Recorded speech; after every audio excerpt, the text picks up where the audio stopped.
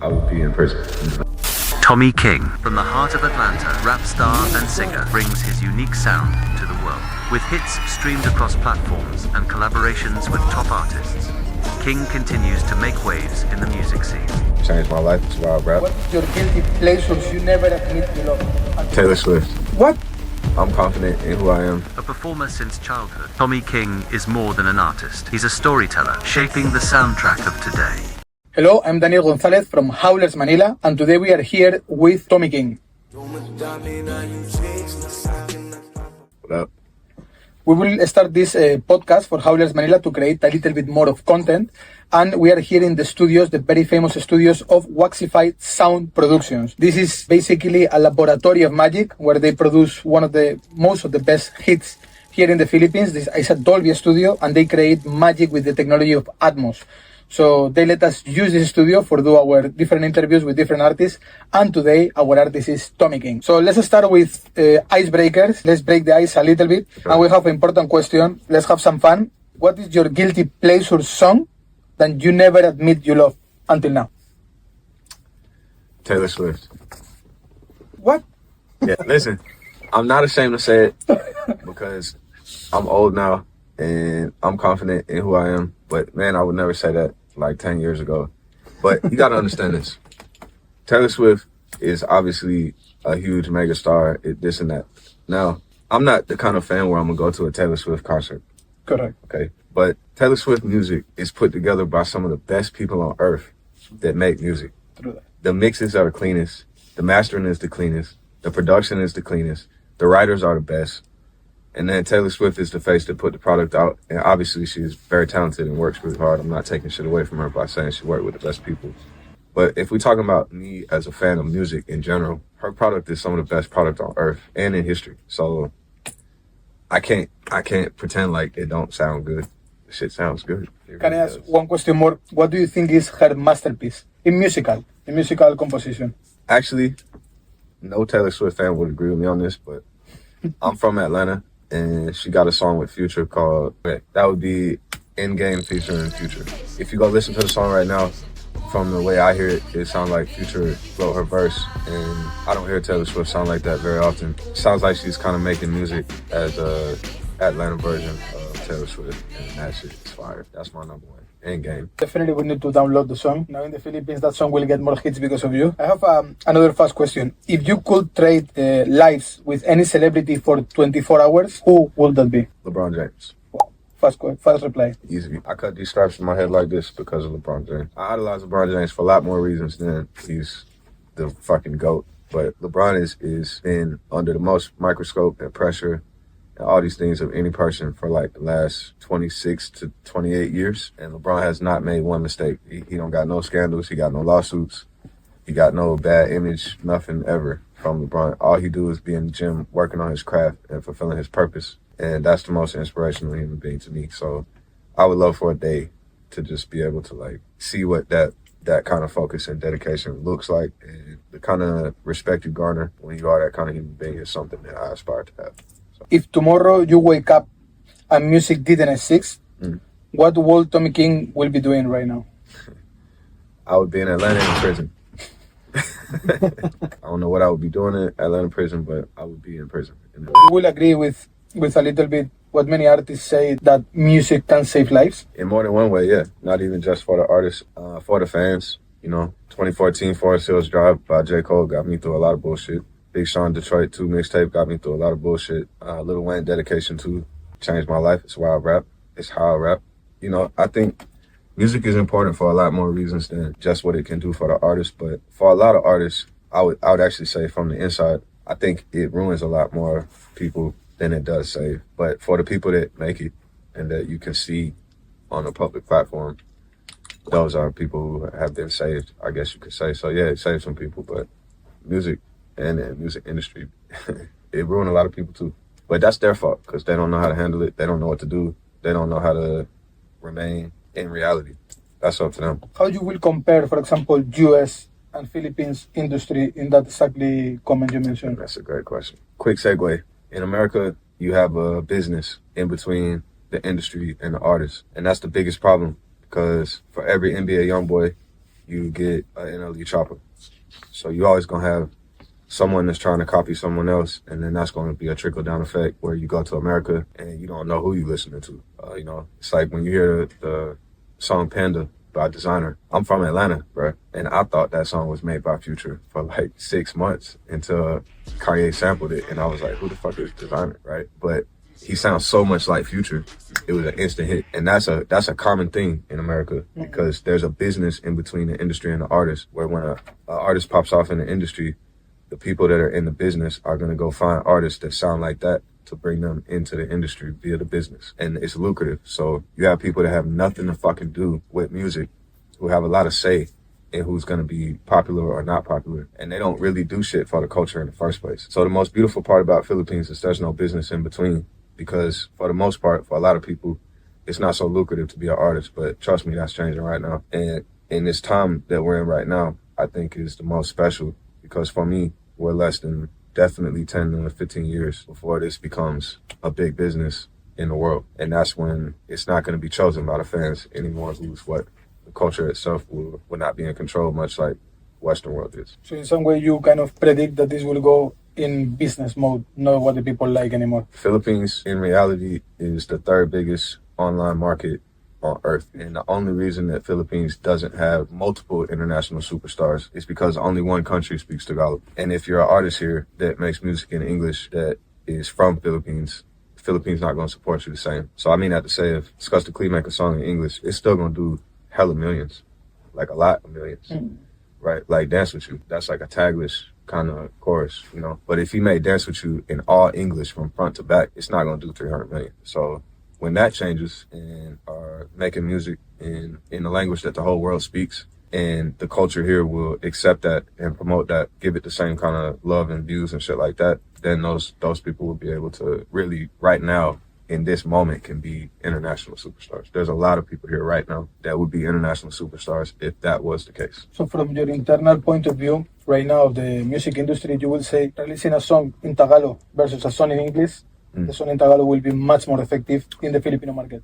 100%. 100 million, 1,000,000%. So let's go for the second round of questions. Tommie, for the fans who maybe don't know the full story, what was the moment you realized music is not just a hobby, it's your new life? I was like around 20 years old, and I did this show at the University of Georgia. That's like the local college around Atlanta that's big. And it was the first time I ever got booked to do a show.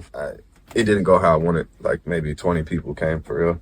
It was really empty. And that day in the mall, I had bought a whole new outfit. I bought this new hat to go perform. It's like a University of Georgia hat. And during the performance, I like threw it in the crowd, awesome.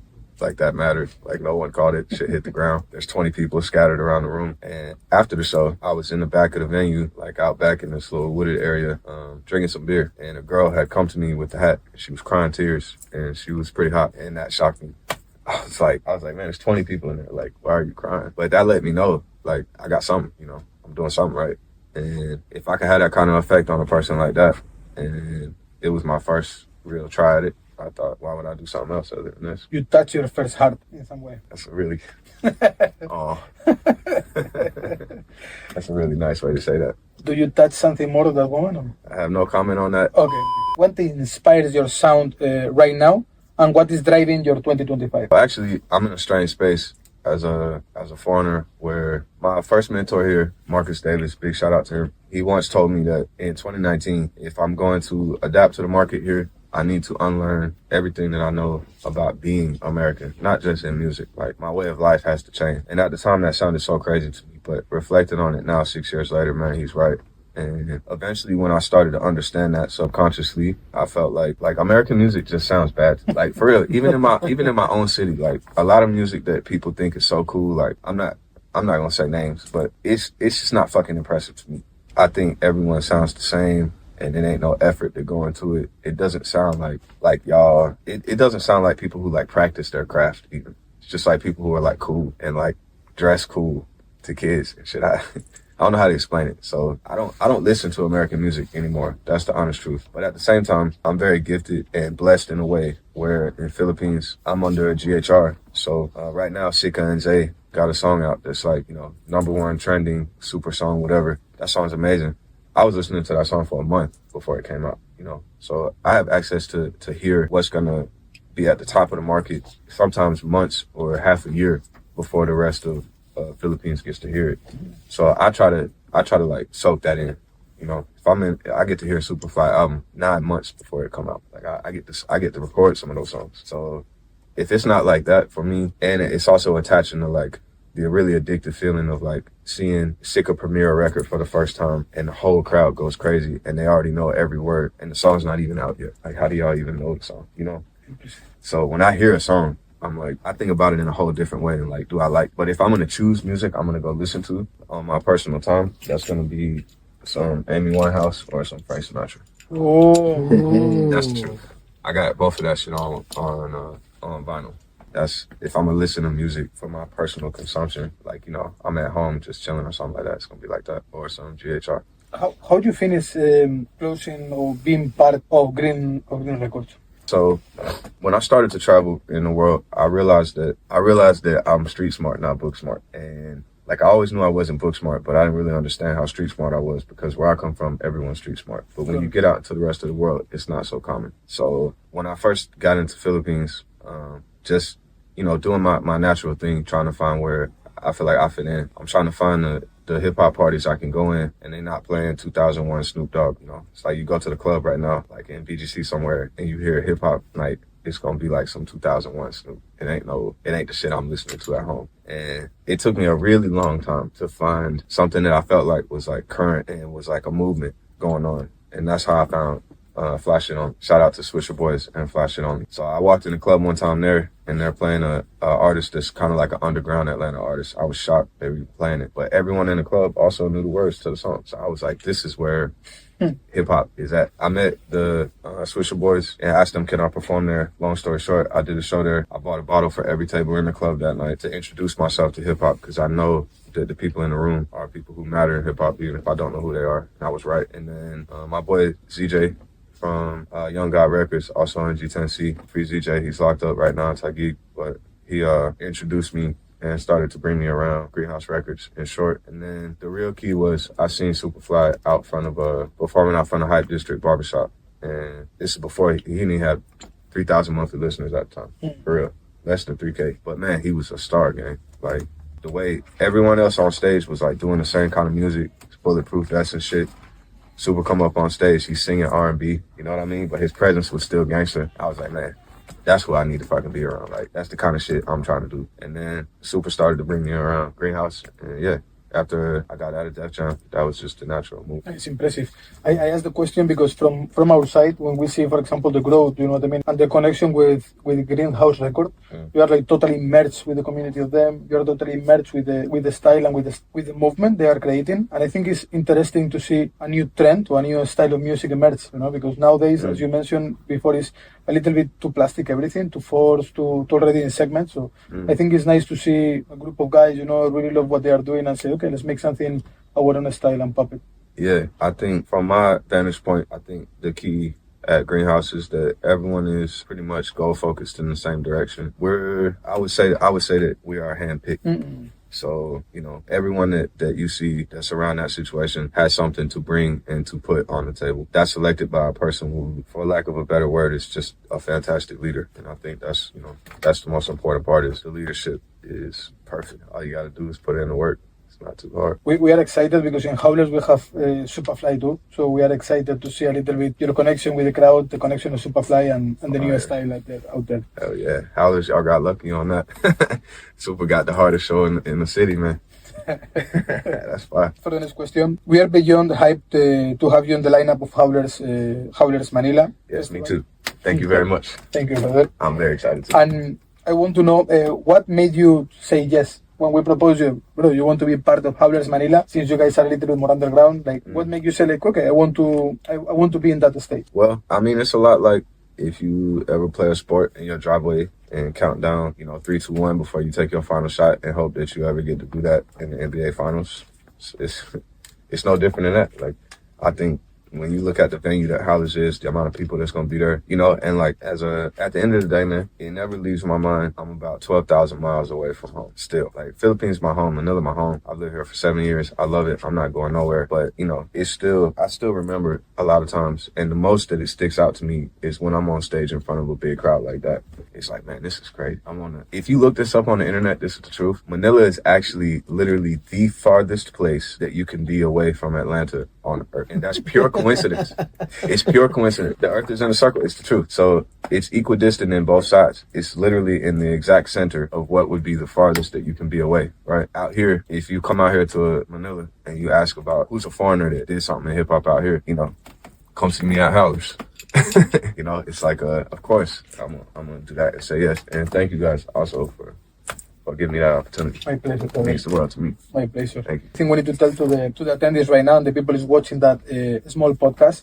We really want to talk and say about Xpress. Xpress is our presenter. They're really, really helpful with us, and they take care of bring 20 buses to have free shuttles that is going from Manila, different areas of Manila. You can check in our social media, and they are going from Manila to Alabang and back from Alabang to Manila. Okay, so you guys can ride for free to see Howlers. All thank you to Xpress. It's a catch. It's only for the people who download the application. It's still free. The only thing you need to do is go to the application of Xpress, download that application, and you can ride for free to Howlers Manila.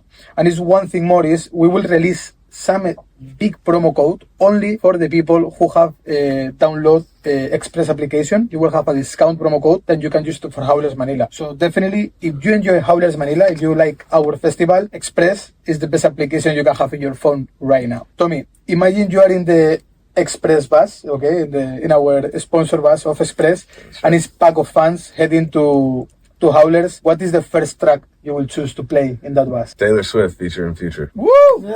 Taylor Swift. We will play that in the bus of Xpress. So the people who get the bus, prepare your phones. We will thinking to maybe put that song live in the bus. So one important last question I have for this podcast, you could give to the people watching us right now and they are dreaming to become artists or even thinking to become artists, what advice you will give to them? I would say, based on experience, a lot of what I see, especially here, is that people don't put their full effort into whatever their project is for that particular day. So if you're going to the studio today and like, you know, out of 10 people, I would say 2 people are really putting their full effort into the project. When I see people shoot their music videos, like, man, you got to put in full effort. Full effort is not if you only got 5,000 pesos in your pocket and the 5,000 is what you got to shoot. That ain't full effort. Full effort is for me to shoot a fire music video for sure. To keep up with the standard out here, I need 50 to 70K. It's your job to go find a 50 to 70K, man. If you really believe in yourself, other people can feel that when you talk to them. That's what's important. And the difference between people that make it and people that don't are the people that think about no matter what I have to do to get that 50 to 70K, I'm gonna fucking do it. And then once you go put that together, and you do that 2 or 3 times, everyone that comes into contact with you starts to understand that you have something that helps you move forward, this momentum that other people don't have. But that comes from you waking up every day feeling like, man, I got to figure it out today. I'm not telling you to go ask everyone you know for money. There's different ways for you to build your value in a way where you can have something to offer in exchange. Like, it's not just, you know, for me, for example, man, for my first 4 years here, I performed for free, man. And I mean free. I don't give a shit if I got to be on the bus for 8 hours going to the province. I know that when I go to the province, I'm going to be the only foreigner you ever seen rap to you in what is the local language, at least trying to put an effort in a way like that. Someone that's really a part of the community. The point is, I got to put my face everywhere. If I'm going to think about it like performances are going to help me succeed, if you're not willing to do the performance for free and spend your own money to get there, you're wasting my time. If you feel like making the best music video you can possibly make is the key, but you can't figure out how to get a budget for it, you're wasting your time. Also, in the community in hip hop here, it's really supportive. So if you're a person that starts doing what I'm saying, the community in Philippines is going to take notice of you regardless, because the effort that you put into your product is going to be evident. And then from there, you know, it's just networking. It's really not so difficult. The main part behind all of that shit is you have to put in a lot of years, what I call your 10,000 hours, to be really good at your craft. In this era, you're going to have a lot of kids that right now is like 10 to 12 years old. In 5 years, they're going to start being rappers, and you know, some of them are going to blow up, some of them aren't. But the difference between which one of y'all is really going to become the person the fastest versus who not is who got the drive that no matter what, you're going to find that 50 to 70K. That's the difference. And that's why I say sometimes the industry ruins people and sometimes it's good for people, because some people will do some crazy shit to get that 50 to 70K. But think about what I'm saying. some people will risk their life to go get that 50 to 70K because they believe in their ability to be that person that much. So if you're not like that, you might as well do something. What you will say, and this is something very common, I think, in most of the entrepreneurs or people want to in some way start their own life. What you will say to that kids that have a mother at home that of course love them and try to protect them and tell them, better study, better do this, better do that. If you really inside of you know your future, or not your future, but you really, something tells you inside of you, this is your destiny. You get my point? Like, this is what they should do. What you will tell to that people that the girlfriend, the mother, the brother, the family, not in a bad way, okay? Never in a bad way, because of course your family want to protect you. You know, sometimes it's fears of them that they, I'm scared my kid be there. But what you will tell to that kids that they know is the right thing. How to chase your dream. More than how to chase your dream, when you have your mother, so is that person always telling you what to do in your life, you know, like you listen always, you know, you try to listen the more you can to your mother, and then you have your instinct inside your chest. You know, instinct sometimes is not clear, you know, you think, I should do, but I'm not sure. When you're in between that two. I have a great answer for this. Okay. This is not the nicest way to say this, but this is a great way to say it. I'm going to take Christmas as a concept. On Christmas, you give a gift to your loved ones. It makes your loved ones happy, and it makes you happy because Christmas is in the air. Okay, but let's be real. Let's say it's Christmas and I give you a gift right now. Okay, and you open that gift and you look at it and you like, man, Tommie, I don't like this. How am I gonna feel? I'm gonna feel bad, right? Correct. Because I gave you a gift on Christmas and you don't like it. Correct. But I thought the point of Christmas was to give. So if my intention is to give something, I shouldn't really care about your reaction. The point is I want to give it to you. But obviously I want to give you something that you're going to like. But if you're disappointed by it, that only disappoints me because my intention is selfish to feel good about the fact that I made you feel good. There's a selfishness behind it that's different. And if it wasn't that way, on Christmas, everyone would go outside and just give gifts to homeless people and people that really need shit in their life. But you don't. You give it to loved ones who don't need shit from you. They get shit from you all year anyway, so you can feel good about making them feel good. But if it didn't make you feel good, you wouldn't fucking do it. When you listen to people that love you, try to advise you on what you should do with your life, just remember there's a hidden piece behind that is for them to not have to feel away also. And that can control your path. Only you can control that part of your path. Sometimes you're going to hurt some people. Sometimes you're going to break some hearts. Sometimes you're going to ruin some connections. You're going to do this and do that. But I promise you, I've been on both sides. And it's much better to feel like you're doing what personally makes you happy, even if it's at the expense of others. The only purpose that you have to uphold to a family member or a loved one is to not have any of what you're doing personally affect what they're doing personally. If their feelings get hurt or their emotions get bothered, that is what it is. Sometimes you got to do a bad thing for a good reason. It's what it is. Deep and good answer. Follow your heart always. So I think this is the end of the interview. Thank you so much for all your answers. So guys, Tommie King in the house. Remember, Howlers Manila 4.0, October 18. Feeling Best event grounds from 1 p.m. to 1 a.m. We see you there. Get ready and don't go with too many clothes. Will be a little bit hot. Yeah. Howlers Manila. So Daniel, question for you. For those of you that don't know, me and Daniel go back 2019. I know Daniel from Okada my first year that I was here. He's actually my guy. He's seen me some of the most drunk I've ever been. Long time. For people who still ask, what is exactly Howlers Manila and how did you start? The idea with Howlers Manila was to create a music festival that is not only about the music, but it's about the culture. We really was very inspired in the beginning for Coachella. Very inspired by, I would say mainly Coachella. Burning Man have a point too. I really like the idea of the mad mass, the people dressing up. So that's why we really want to make a festival where the people dress up, where the people was looking for like a Halloween. You know, everyone is Halloween, everyone dress up. It's a culture, they don't have a choice. Right. So we really want to do Howlers that when the people know it's Howlers, they prepare. They get ready, they have the clothes, they go there and they enjoy. And the idea was not just make a music festival, but make a lot of communities from the cosplay community, the sports community, and every year we want to add more communities in the formula. So the idea is just one day to get out. Now it's one day. In the future we want to extend more days. But the idea is go out, forget about your stress, forget about everything, just be yourself. People when they put costumes, they tend to be more themselves, you know, more free, more less shy. That's true. So just be yourself, enjoy, and just remove all that stress, pressure of your life, and have literally one day of pure happiness. You know, and people always want an excuse to wear your Halloween costume early. You know, Halloween's on 31, Howlers is on 18, man. No better reason than that. Where do you see this going in not just this year, but also like, you know, 3-5 years from now? Like, We are very excited, and we are already in different talks with different countries. So one of the ideas is to bring Howlers outside the country. We really want to bring the one festival built in the Philippines, built basically by Filipino community, by Filipino teams, you know what I mean? Like a pure Filipino concept, and be the first one to be able to bring it massive international.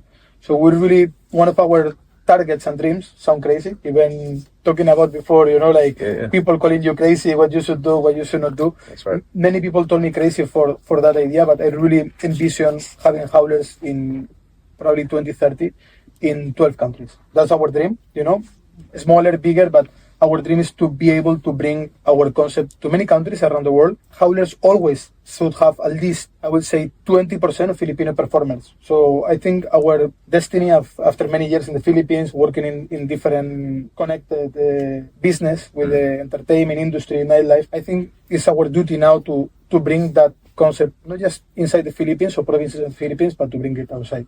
heard it here first, 12 countries by 2030. That's the dream. Last question is, how do you want fans to feel after they leave Howard? So you said it's from 1 p.m. to 1 a.m., right? So Correct. it's 2 a.m. I'm riding home on the Xpress bus. No? How do I feel? I'm with Tommie King. We're listening to Taylor Swift. I think when Taylor Swift hit in the bus, and they get emotional. For us, one of the connecting with that, one of the things we want the people to feel is that release and that happiness of being in a moment that you will remember for life. Yeah. Being in a moment that when you are old, you will look back and say, "Oh man, that's that days." That's and right. the more important, I want them to in the bus saying like, "Oh, I wish this one day more." So that's one of the points, when a festival is good, the people wish to stay longer, when you're a kid and your mother come to pick up you in the birthday and it's too early, I want to stay longer. We want that feeling with everyone who attend Howlers. So the idea is they don't have enough, What more can you want from a festival? That's fantastic. I'm also here to say for myself, I know you're a full-grown man now, but Daniel's quite the party animal, so trust me, he has experience in these things, and he's going to make sure that everything is correct for you to enjoy yourself, because he has quite the experience doing service. I will also say, when I used to know you from your previous job, he is literally the best service person I've ever encountered. Like, when I walk in the door, Daniel is like right there to do whatever he could possibly do to make my experience the best that it could possibly be. And that's why anytime he hits my phone, I respond immediately. And that is the truth. So thank you, sir. And I wish you all the best of luck.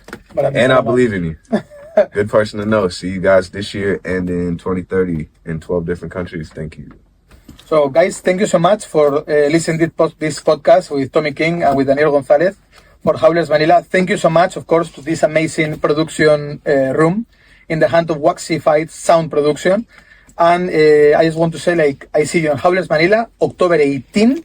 Okay, this will be in Filinvest Event Grounds in Alabang. So remember, from 1 p.m. to 1 a.m. And we don't allow minors of 18 years old, so please be aware of that. 18 and above. Have fun, enjoy, and we see you in Howlers Manila.